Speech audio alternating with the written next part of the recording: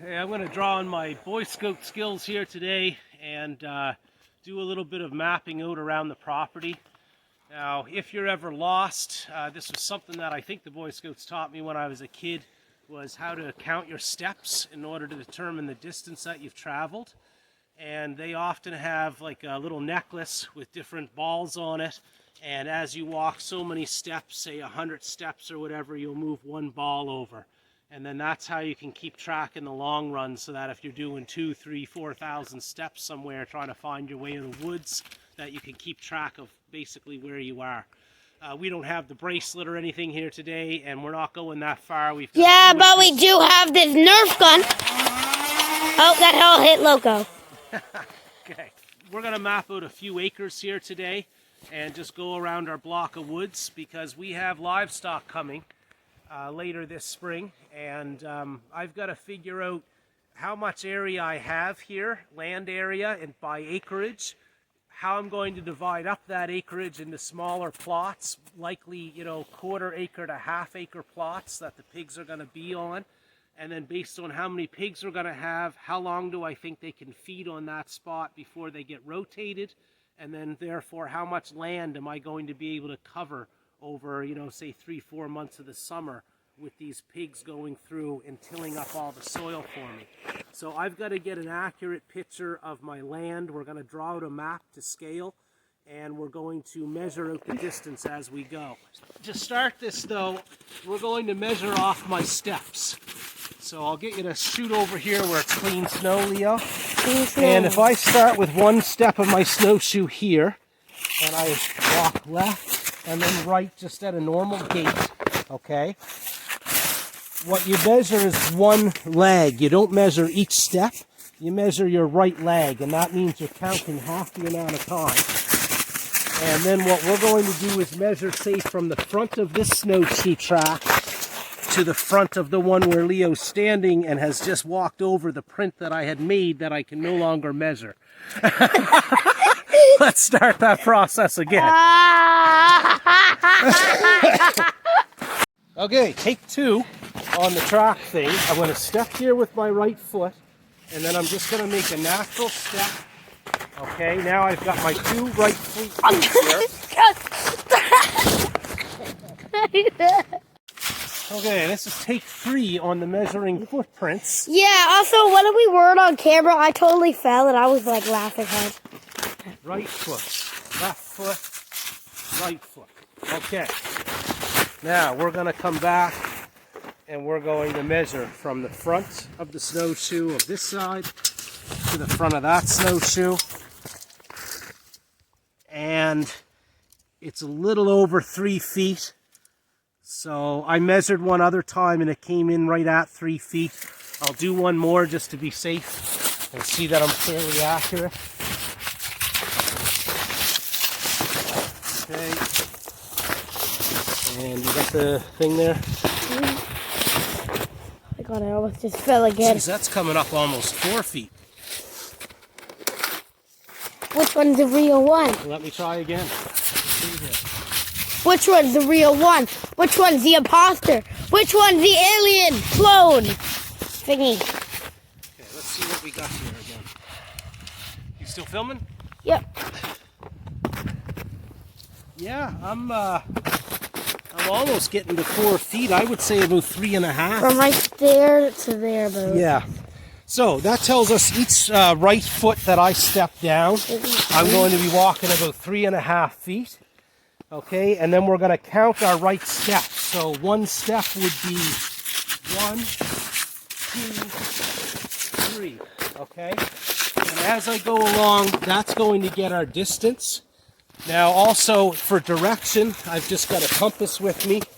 Yeah, so we're going to be walking in a westerly direction, it looks like today.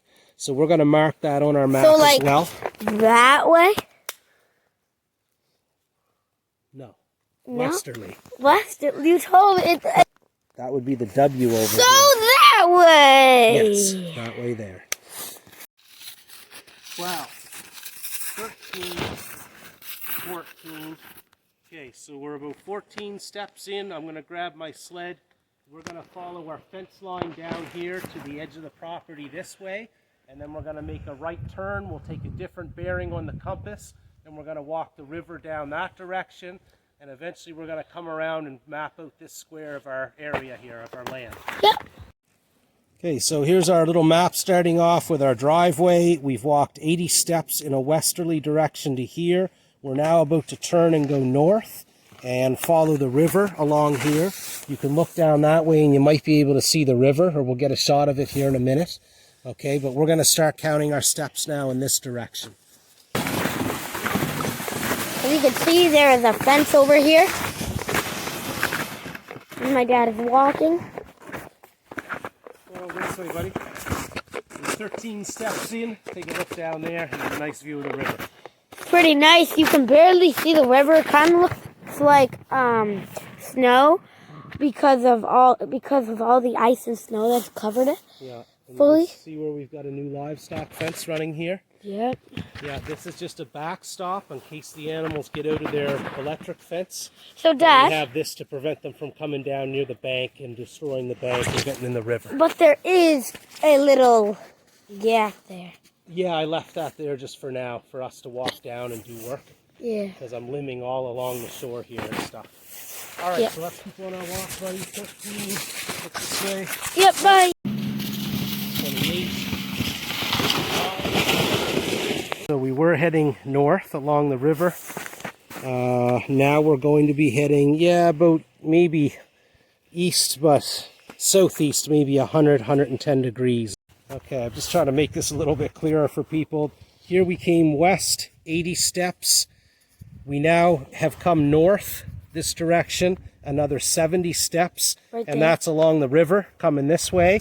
Now we're about to go east, We're going that way. about 110 degrees we marked, and we're going to follow the top of our pit back over to where it So meets the over driveway. there is 110 degrees.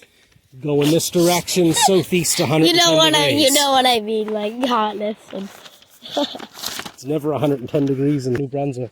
yeah.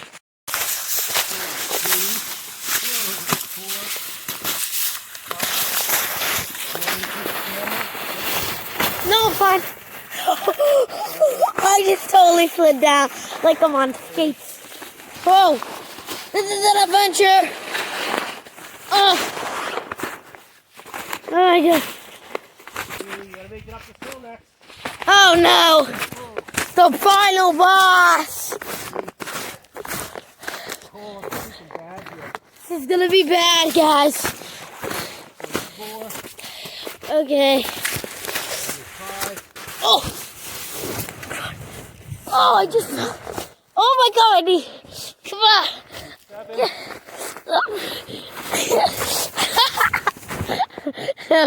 Guys, we're up on the mountain, but I didn't exactly get up on the mountain. God help Leo if he was lost out here today. He wouldn't be getting far. Can't even keep his boots on. Here, put your shoe in. Well, another time when you were. Hello, everybody. If I'm in the Guinness World Record books, it's probably because I'm the most clumsiest person in the world. With them snowshoes on. So, yeah. listen, I fell on the sapling. And remember when I fell like the last time that you guys saw? Leo fell like probably 10 times. Now, listen, the last time that you saw me fall, when I got right back up on my feet, I fell again. Snowshoes were coming off, boots coming off. Yeah, like the sapling totally took my snowshoe off over there. We did this again just so I could measure the length of my foot easily here with the snow. But where we were on the topic of getting lost, if you ever did find yourself lost out here in this type of steep snow and you never had snowshoes, you're going to have some hard time walking. Oh, wow. Yeah, those snowshoes really helped me, Well, Dad. they do, because you'd have been up to your waist today in snow trying to plow through it if it wasn't for those. Okay, so we just did our walk around, and looking at our map here again, we came west, we came 80 feet. North, we came 70 steps, and it was about another 70, 80 steps to get back out here to the road and to the gatehouse.